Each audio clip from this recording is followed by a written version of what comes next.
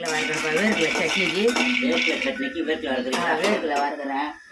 வேர்க்கடலை இந்த உண்டு புளி, ஒரு கொட்டை புளி, இந்த 2 பச்சை மிளகா, 2 காஞ்ச மிளகா, இந்த ஒரு 4 சின்ன வெங்காயம், ஒரு 4 சின்ன வெங்காயம், கொஞ்சம் தேங்காய், இந்த வேர்க்கடலை இதை வறுக்கிறோம். எல்லாம் சட்னி அரைச்சிக்க போகிறோம். எல்லாத்தையும் போட்டு சட்னி. ஆமாம், கொஞ்சம் உப்பு போட்டோம்.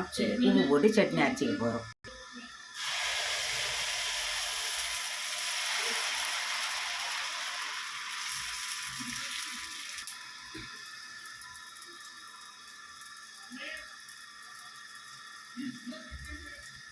இப்போ வேர்க்கு சட்னி தாளிக்க கடுகு போட்டுக்கிறேன். கடுகு உளுத்தம் பருப்பு போட்டுக்கிறேன். இந்த பொரிஞ்சதுமே கருவேப்பிலை போட்டுடலாம். அந்த பேர் போடுங்க, கருவேப்பிலை போட்டுடலாம். கொஞ்சம் தாளிச்சாச்சா? தாளிச்சாச்சுப்பா. இப்போ ஊற்றிடலாம். இந்த வேர்க்கடலை சட்னி அரைச்சி வச்சுக்கிறோம், அதில் ஊற்றிக்கலாம்.